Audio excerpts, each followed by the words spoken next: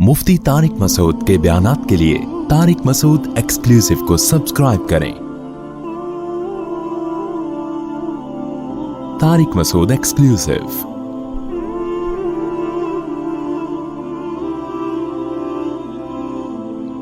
सूरह बलद की मैंने ये आयात तिलावत की हैं।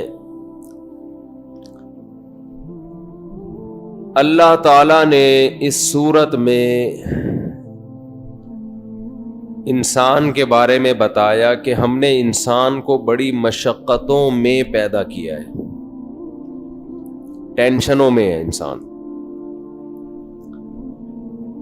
दुनिया में कोई ऐसा आदमी जो बिल्कुल रिलैक्स हो, किसी किस्म की कोई टेंशन उसे ना हो, मार्केट में तलाश करने से आपको ऐसा आदमी नहीं मिलेगा।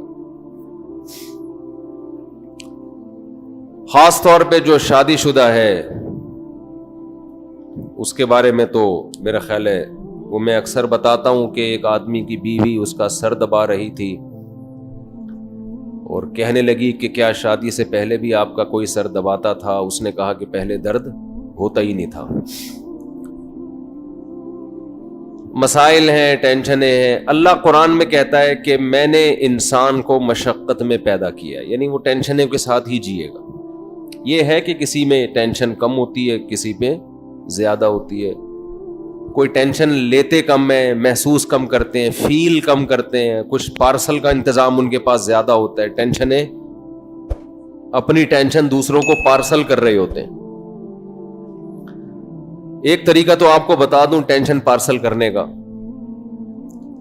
एक साहब कहने लगे कि मैंने एक आदमी का कर्जा देना है, बड़ी टेंशन हो रही है, तंग कर रहा है। मैंने कहा टेंशन पार्सल कर दो। अरे कैसे पार्सल करूं? मैंने कहा उसको बोलो नहीं है। तो जो टेंशन आपको हो रही है किसको होना शुरू हो जाएगी? हमारी कौम तो यही कर रही है ना कि अपनी टेंशन दूसरे को। खैर अभी मेरा टेंशन पे बयान नहीं है कि टेंशन कैसे खत्म की जाती है, टेंशन का इलाज क्या, ये तो मुस्तकिल इस पर कई बार बयान हो चुका है। अभी तो मैं ये बताना चाहता हूं कि इन परेशानियों में हमें सबक क्या मिलता है। कुरान ने इस सूरत में उस सबक को हाईलाइट किया, इसमें लेसन क्या है। अयहसबु अल्लन यक़दिरा अलैहि अहद, ये लेसन है, इसमें सबक है, ये मैसेज है कुरान का कि तुम जो इतनी परेशानियों में हो, इसका मतलब इस दुनिया के बादशाह तुम नहीं हो, इस पे कंट्रोल तुम्हारा नहीं है। इसके बाद भी तुम ये समझते हो कि तुम पर किसी को कुदरत नहीं है, कोई तुमसे बड़ा नहीं है, तो ये तुम्हारी भूल है, ये तुम्हारी गलत फहमी है। समझ में आ रही है बात? दुनिया में आज बड़ा मसला ये है कि हर आदमी अपने आप को महल्ले का दादा और महल्ले का बाप समझने लगा है। बेटा अपने आप को घर का सरबराह समझता है, बीवी अपने आप को घर का सरबराह समझती है, औलाद अपने आप को समझती है कि हमारी चलनी चाहिए इस घर में, आवाम ये समझती है कि इस मुल्क में हमारी राय चलनी चाहिए, सरबराह ये समझते हैं कि हमने ही सब कुछ थोपना है अपनी मर्जी से। हर आदमी ये समझता है कि जो मेरी खोपड़ी में आ रहा है वो दुरुस्त है, सामने वाले की खोपड़ी जो कह रही है वो बोलो गलत है। तभी अक्सर ये जुमला सुना होगा, भाई मैं अपनी राय पे चलता हूं, मैं नहीं मानता किसी को, मेरे दिमाग में आएगा जो आएगा मैं वो करूंगा। ये डायलॉग बड़ा इसको समझा जाता है ये किसी का मुकल्लिद नहीं है, ये मुहक्किक है, ये जो इसकी खोपड़ी में आता है ये वो करता है। तो अब मैं आप असल बात की तरफ आता हूं, जो असल मेरा मौजू शुरू हुआ था। कुरान ये कहता है कि तुम इतनी परेशानियों में, इतनी टेंशनों में, इससे एक सबक हासिल किया करो कि तुम इस दुनिया के आका और मालिक नहीं हो। तुम्हारी अकल के ऊपर, तुम्हारी ताकत के ऊपर एक और ताकत है जिसे क्या कहा जाता है? इंग्लिश में गॉड कहते हैं, फारसी में खुदा कहते हैं, और जो कुरान ने खुद उस रब का नाम रखा, वो नाम क्या रखा? अल्लाह रखा है। समझते हो कि नहीं समझते? تو ساری ہماری کاوشیں اور طاقتیں وہ کس کے تحت ہیں؟ اللہ کی. تو ہم نے اللہ سے آگے نکلنے کی کوشش نہیں. آج مسئلہ یہ ہو رہا ہے کہ جو عقل پرست لوگ ہیں وہ اللہ سے آگے نکلنے کی کوشش کرتے ہیں. اللہ سے آگے نکلنے کی کوشش دو طرح سے ہوتی ہے, وہ میں بتا دیتا ہوں تاکہ ان دونوں طریقوں سے آپ بچیں. ایک کوشش تو وہ جو ملحد اور کافر لوگ کرتے ہیں, ایک کوشش وہ جو کون کرتا ہے؟ کافر. وہ کوشش وہی ہے جو میں نے بتایا, وہ کہتا ہے صحیح اور غلط کا فیصلہ میری کھوپڑی کرے گی, میں مولویوں سے نہیں پوچھوں گا, مفتیوں سے نہیں پوچھوں گا, علماء سے نہیں پوچھوں گا, قرآن سے نہیں پوچھوں گا, حدیث سے نہیں پوچھوں گا, یہ نہیں دیکھوں گا فقہا کی کیا رائے ہے اس بارے میں, بلکہ میں خود فیصلہ کروں گا. یہ وہ لوگ ہیں جو یورپ اور امریکہ میں رہتے ہیں, ان کی سیکولر ریاستیں جسے کہا جاتا ہے. تو انہوں نے کیا کر دیا, انہوں نے جو سوسائٹی کا بیڑا غرق کر, کیونکہ عقل بہت سی جگہوں پہ عاجز آ جاتی ہے. انہوں نے کہا بھائی ہومو سیکسولیٹی میں کیا ہے, عقل کے کیا خلاف ہے, وہ بھی کہہ رہے راضی, یہ بھی راضی, دونوں کو مزہ آ رہا ہے, تو کسی کو تکلیف کیوں ہو رہی ہے؟ عقل کیا کہے گی؟ آپ بیٹھ کے آپ عقل کی دلائل کا جواب دے سکتے ہو؟ آپ عاجز آ جاؤ گے بھائی. آپ بولو گے بغیرتی ہے, وہ کہیں گے بغیرتی کی ڈیفینیشن کیا ہے؟ کوئی ڈیفائن کر سکتا ہے بغیرتی کو؟ بھائی کچھ چیزیں محسوس ہوتی ہیں, ان کو ڈیفائن, یہ محسوس ہونے والی چیز ہے, اس کی کوئی ڈیفینیشن. اصل میں دنیا نا ہر چیز کو ڈیفینیشن سے سمجھتی ہے. بہت سی چیزیں انتہائی آسان ہوتی ہیں, ڈیفائن کرنے جاؤ مشکل بن جاتی ہیں. وہ مثال کے طور پر میں آپ سے کہتا ہوں جگ لے کر آؤ, آپ کہتے ہیں یار جگ پتہ نہیں کس کو بولتے ہیں, مفتی صاحب آپ جگ کی ڈیفینیشن بیان کریں. میں چونکہ سائنس کا طالب علم ہوں, میں ہر چیز از کالڈ جگ, جیسے ایک جس قوم کا واقعہ وہ نہیں سناؤں گا, وہ پھر غیر مسلم قوم ہے, وہ ناراض ہو جاتے ہیں. کسی سے پوچھا بچے سے کہ بیٹا نیوٹن کا قانون تمہیں یاد ہے؟ پہلا قانون. اس نے کہا یاد ہے, آدھا یاد ہے, آخر سے وہ بھی. اس نے کہا چلو آخر سے آدھا سنا دو. اس نے کہا از کالڈ نیوٹنز لا, آخر سے آدھا یاد. تو ہر چیز کو لوگ کہتے ہیں نا سائنٹیفک طریقے سے سمجھیں, مسلط کر لیے سائنسدانوں کو اپنے اوپر. تو اب کیا ہے, میں آپ سے کہتا ہوں جگ لے کر آؤ. اتفاق سے آپ کو جگ کا مطلب نہیں پتا تھا. آپ کہنے سر آپ ذرا ڈیفائن کر دیں جگ کی ڈیفینیشن. میں کہوں جگ وہ آلہ ہے جس میں پانی بھرا جاتا ہے, آپ بالٹی اٹھا کے لے آئے. میں کہوں جگ وہ آلہ ہے جس میں عام طور پر پینے کا پانی ڈالا جاتا ہے, آپ گلاس اٹھا کے لے آئے. میں کہوں جگ اصل میں اس برتن کو کہتے ہیں جس میں بالٹی سے کم اور گلاس سے زیادہ پانی ہو, آپ لوٹا اٹھا کے لے آئے. جتنی ڈیفائن کرتے ہو پھنستے چلے جاؤ گے آپ. میرا خیال ہے 6-7 مہینے کے بعد جا کے آپ کی سمجھ میں آئے گا کہ یہ کیا منگوا رہے ہیں مجھ سے. اس سے بہتر نہیں ہے میں اٹھاؤں گلاس میں بولوں اس میں لے آ بھائی, تو سوری جگ دکھاؤں بھائی اس کو بولتے ہیں اس میں لے آ پانی. سمجھ میں آ رہی ہے بات؟ غیرت, حیا, شرم, بخل, کنجوسی, یہ وہ چیزیں نہیں ہیں جن کو آپ لفظوں میں ڈیفائن کریں. یہ محسوس ہونے والی چیزیں ہیں اور یہ ڈیفائن نہیں کی جا سکتی. لیکن انسان کو انسان کا بچہ بنانے میں سب سے زیادہ ان چیزوں کا دخل ہے. یہ چیزیں نکل جائیں تو انسان میں اور گدھے گھوڑے میں کوئی فرق امپورٹنٹ اتنی ہے کہ انسان کو انسان کا بچہ یہ چیزیں بنا رہی ہیں, لیکن ڈیفائن کرنا ممکن نہیں ہے. اسی وجہ سے یہ پیغمبروں سے سیکھی جاتی ہیں. غیرت مند لوگوں کے پاس بیٹھو گے تو غیرت خود بخود ٹرانسفر ہو جائے گی, بے غیرتوں کے پاس بیٹھو گے تو کیا آ جائے گی؟ بے غیرتی آ جائے گی. انتہائی امپورٹنٹ چیزیں ہیں لیکن لفظوں میں ان کو ڈیفائن نہیں کیا جا سکتا. حیا کیا چیز ہے لفظوں میں ڈیفائن کر سکتے ہو؟ نہیں ہو سکتا لفظوں میں ڈیفائن. سخاوت کیا چیز ہے؟ کوئی معیار ہے کہ اتنا پیسہ خرچ کرو تو سخی بن جاتا ہے؟ ہر قوم کا اپنا معیار ہے. کنجوسوں کے ہاں چونی دے دو گے, کہیں گے یار آج تو اس نے حاتم طائی کی قبر پہ لات مار دی, اتنا سخی آدمی. اور سعودی عرب میں کسی عرب کے ہاں جاؤ, وہ بکرے کھلا کے بھی سمجھ رہا ہوگا ہاں میں نے آپ کا اکرام. عربوں میں بڑی سخاوت ہم نے دیکھی ہے, وہ سمجھ رہا ہے بکرا کھلایا حضرت جی کو میں نے, صحیح ہے نا. وہ شرمندہ ہو رہے ہوتے ہیں کہ یار, تو ہر قوم کا اپنا معیار ہے.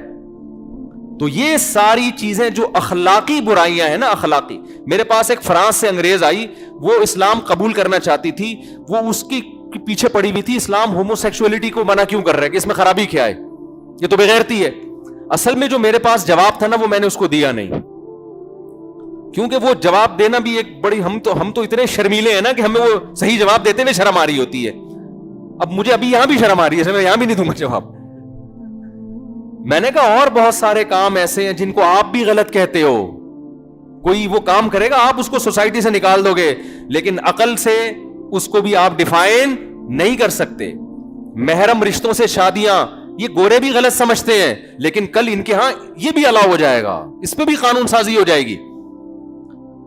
ایک ملحد سے, ایتھیسٹ سے کسی نے پوچھا نا, کوئی اپنی معاذ اللہ نقل کفر گندا لفظ زبان سے بول رہا ہوں سمجھانے کے لیے, کوئی اپنی بیٹی سے شادی کرتا ہے تو اس کی کیا دلیل ہے غلط ہونے کی؟ اس نے کہا تو گندگی ہے, بدبو ہے. یار آج تم کہہ رہے ہو بدبو ہے, کل تم کہو گے اس میں کیا خرابی ہے, ورنہ کل یہ ہومو سیکسولیٹی کو تم کہتے تھے گندا عمل ہے, بدبودار عمل ہے, آج تم اس کو کہہ رہے ہو لیگل ہے. انسان اگر وحی کی تعلیمات, خدائی تعلیمات کو سائیڈ پہ رکھ دے تو ہر گندگی پہ لیبل کون سا لگانا شروع کرے گا؟ اچھائی, کہ اس میں خرابی کیا ہے. تو میں جو اصل بات لے کے چلا تھا نا اس کو بھی میں چھوٹا سا کمپلیٹ کر دوں. تو میں یہ کہہ رہا تھا کہ جب کوئی محلے کا دادا ہوتا ہے نا, وہ جب برائیاں کر رہا ہوتا ہے تو بجائے اس کے کہ وہ سوری کرے اور کہے کہ تہذیب مجھ سے مت سیکھو, میں تو چرس پیتا ہوں, میں تو ہیروئن پیتا ہوں, تہذیب کے لیے کسی بزرگ کے پاس چلے جاؤ. لیکن اگر وہ متکبر ہوگا, محلے کا دادا ہوگا, تو بجائے اپنی اصلاح کرنے کے, رونے دھونے کے, وہ تہذیب کی ڈیفینیشن کو کیا کر دے گا؟ چینج. تو یورپ نے یہی کیا ہے میرے بھائی.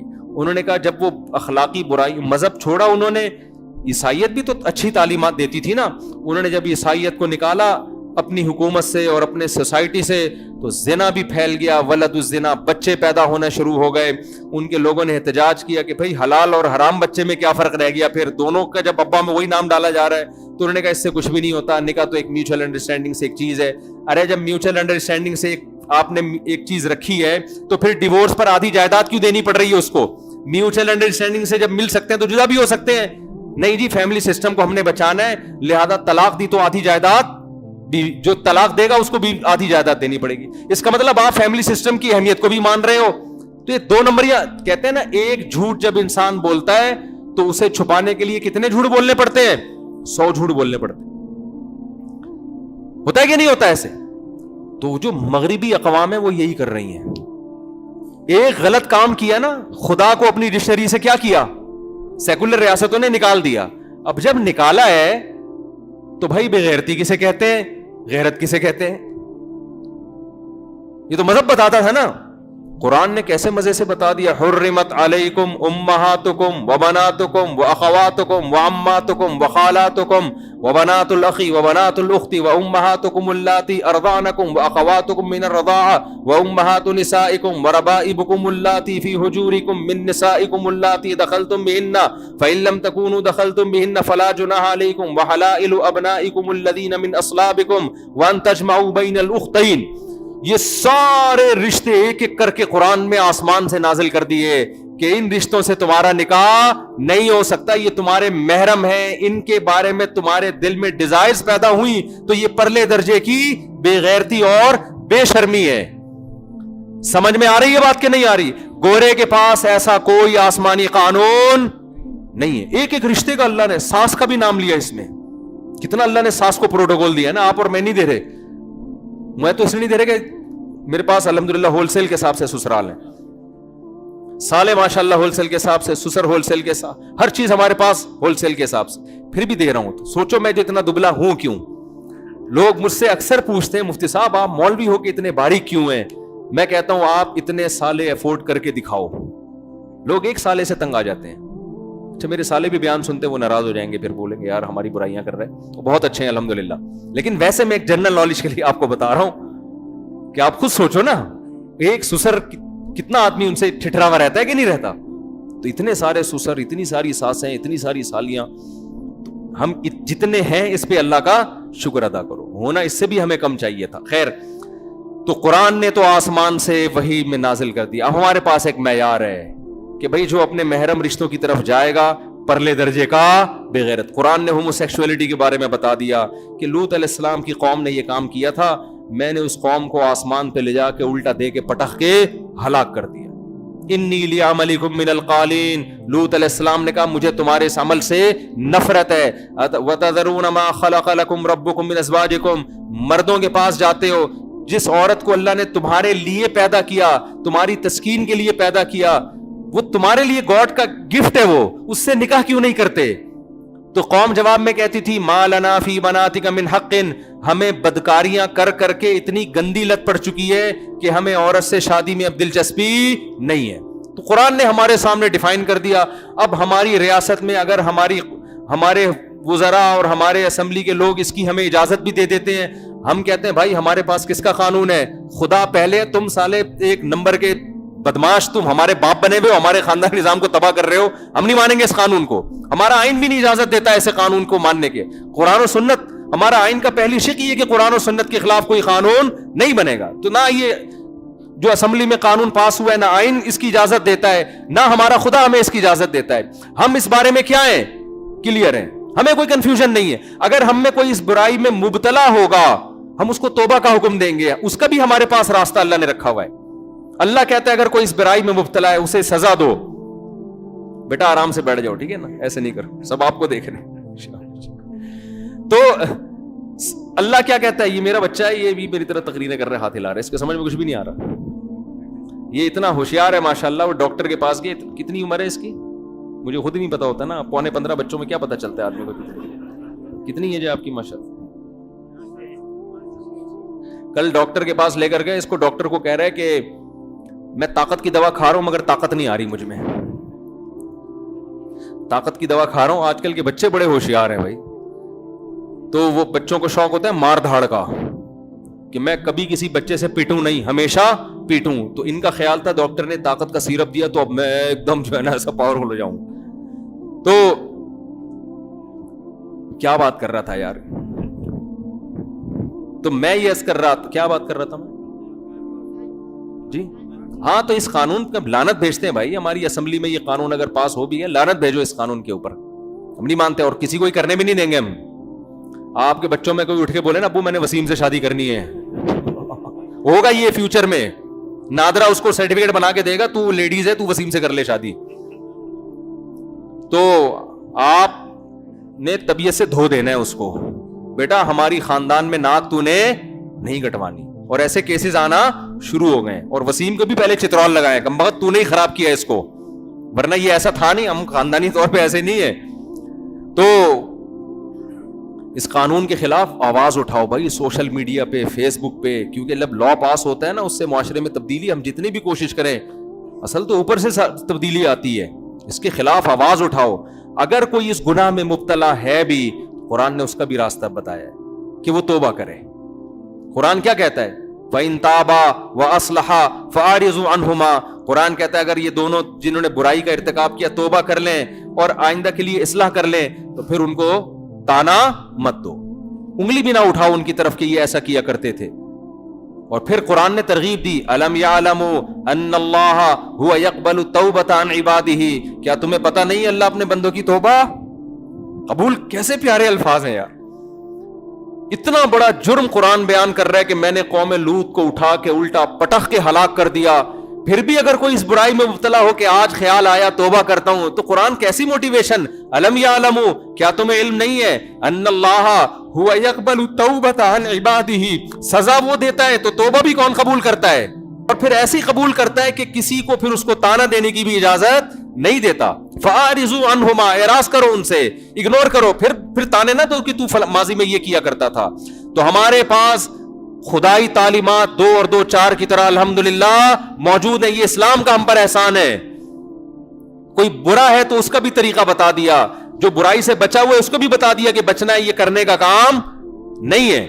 تو گورے نے کیا کیا میرے بھائی، سیکولر ریاستوں نے کیا کیا، جب اللہ کو انہوں نے اپنی ڈکشنری سے نکالا تو ہر گند ان کے معاشرے میں آیا. 2 4 اخلاقی خوبیاں رہ گئی ان کے اندر کہ بھئی لین دین میں ذرا گڑبڑ نہیں کرتے. وہ بھی ساری قوموں میں نہیں ہے لیکن بہت سی قوموں میں ہیں بھی. جھوٹ نہیں بولتے، سچ. یہ اچھی باتیں، جو اچھی بات ہے اس کو ماننا چاہیے، لیکن بہت ساری بڑی بڑی اخلاقی برائیاں. تو انہوں نے کیا کہا کہ تہذیب کی ڈیفینیشن صرف اتنی سی رہ گئی, پورا نیوٹن کا قانون اڑا دیا. بس تہذیب کی ڈیفینیشن جو لمبی چوڑی تھی نا, ساری اڑا کے صرف اتنی سی بات کی بات کرو تو تمیز سے کرو. جیسے ہم وظیفہ پڑھتے ہیں اول آخر 11 دفعہ درود شریف, تو انہوں نے کہا شروع میں بھی تھینک یو, آخر میں بھی کیا تھینک یو. بات کرو مسکرا کے کرو, ٹائم کی پابندی کرو, اور پیسوں کے لین دین میں گڑبڑ, کیونکہ اس سے تو سوسائٹی بالکل ہی تباہ ہو رہی تھی نا. یہ نا یہ اتنی سی رہ گئی, تھوڑی سی. کتنی سی ڈیفینیشن رہ گئی؟ اتنی سی. وہ اتنی سی سے ایک چٹکلا یاد آیا مجھے. ایک امام صاحب نے مسجد میں نماز پڑھائی, آخر میں سجدہ سہو کیا انہوں نے. جب فقہی مسائل معلوم نہیں ہوتے نا تو اجتہاد ہوتا ہے, تو آج کل لوگ مجتہد بن رہے ہیں. سجدہ سہو کیا. مقتدی نے پوچھا امام صاحب کوئی غلطی تو ہمارے سامنے آئی نہیں, تو آپ نے سجدہ سہو کیا کیوں ہے؟ کہنا چھوڑو یار, میں جانتا ہوں, اللہ جانتا ہے. بھائی امام صاحب بتا تو دینا کوئی غلطی, کوئی سجدہ سہو. تو انہوں نے کہا اصل میں تھوڑی سی ہوا نکل گئی تھی میری. لوگوں نے کہا حضرت اس سے تو وضو ہی ٹوٹ گیا آپ کا. کہہ رہے ہیں بھائی بہت تھوڑی سی نکلی تھی, بہت تھوڑی سی. لوگ کہہ رہے ہیں حضرت جتنی بھی تھوڑی ہو اس سے سجدہ سہو نہیں ہوتا, وضو ٹوٹتا ہے. کہتے ہیں بھائی تمہیں میں کیسے سمجھاؤں, بہت زیادہ تھوڑی سی تھی وہ. اتنی تھوڑی سی سے سجدہ نماز ٹوٹ جائے, وضو ٹوٹ جائے, ایسا تھوڑی ہوتا ہے, بہت ہی معمولی سی تھی. تو انگریز نے جو تہذیب کی تعریف کی ہے نا, اب اتنی مختصر تعریف ہے تہذیب کی کہ امام صاحب کا جب وضو ٹوٹا تھا نا تو جتنی ہوا نکلی تھی اس سے بھی مختصر تعریف گورے نے کیا کی ہے تہذیب کی. بس جھوٹ مت بولو, بس یہ کیا ہے. ہمارے یہاں تو تہذیب کی ڈیفینیشن بڑی لمبی چوڑی ہے. مہذب آدمی اپنے باپ سے بد کلامی نہیں کرتا, وہ باپ کے سامنے اف نہیں کرتا, وہ بڑھاپے میں بوڑھے باپ کی کڑوی کسیلی. یہ ساری تہذیب کی لمبی چوڑی ڈیفینیشن ہے, پوری کتاب لکھی جا سکتی ہے کہ وہ بوڑھے باپ کو اولڈ ہاؤس میں جمع نہیں کراتا, وہ بوڑھے باپ کے پاؤں دباتا ہے, وہ ماں کی پاؤں میں جنت محسوس کرتا ہے, وہ بوڑھی ماں کے سامنے کبھی اونچی جگہ پہ نہیں بیٹھتا, وہ بوڑھی ماں کا کبھی دل نہیں دکھاتا, پھر وہ زنا نہیں کرتا, وہ بندردری نہیں کرتا, وہ عورت سے نکاح کر کے اس کے ساتھ وفا کرتا ہے, پھر اس کے ساتھ اچھے اخلاق سے بات چیت کرتا ہے, ٹائم پہ گھر آتا ہے. لوگ پوچھتے ہیں نا تمہارا بچہ کب گھر آتا ہے؟ ہاں بھائی وہ 8 بجے گھر آ جاتا ہے, بڑا نیک بچہ ہے, مطلب مہذب ہے. وہ 3 بجے گھر آتا ہے, وہ گٹر کے ڈھکن پہ بیٹھا رہتا ہے سارا دن دوستوں کے ساتھ, تو مہذب مانو گے اس کو؟ لوگ کہیں گے بھائی تہذیبی آپ کو خاندانی آدمی نہیں ہے. تو ہمارے ہاں مہذب ہونا, خاندانی ہونا, نیک ہونا, یہ سارے ایک ہی چیز کے مختلف تعبیرات ہیں. اس کی اتنی لمبی چوڑی ڈیفینیشن ہے.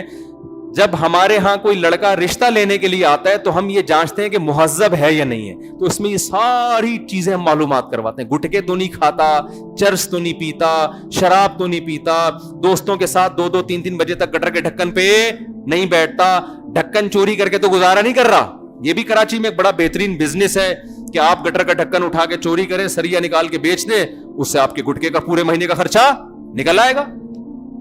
تو یہ ساری تفصیلات کہ انٹیوں کو تو نہیں جھانک جھانک کے دیکھتا, لڑکیوں سے دوستیاں تو نہیں ہے, جو زائدہ دوستی ہوں گی تو بیوی کو کدھر ٹائم دے گا. تبھی تو رشتے مارکیٹ میں کیا ہو گئے ہیں, شارٹ. کیونکہ جس کے بارے میں تحقیق کرو پتہ نہیں کیا کیا جب آتا ہے نا تو بڑا 3 پیس سوٹ ٹائی میں آئے گا. آتے ہوئے ہر آدمی اچھا لگ رہا ہوتا ہے, جب تفتیش کرتے ہیں تو پتا چلتا ہے بھائی یہ مہذب ہے یا نہیں ہے. تو پتا چلا تہذیب کی ڈیفینیشن صرف سوٹ اور ٹائی کو بولو نہیں کہتے. ہاں اس ڈیفینیشن میں یہ بھی ہے کہ جھوٹ نہ بولے, سچ بولے, وعدہ خلافی نہ کرے, 2 نمبری نہ کرے. اور اس میں ہم یقیناً کمزور ہیں, اور وہ کمزور بھی مذہب کو فالو کرنے کی وجہ سے نہیں بلکہ مذہب کو فالو نہ کرنے کی وجہ سے. سمجھتے ہو کہ نہیں سمجھتے؟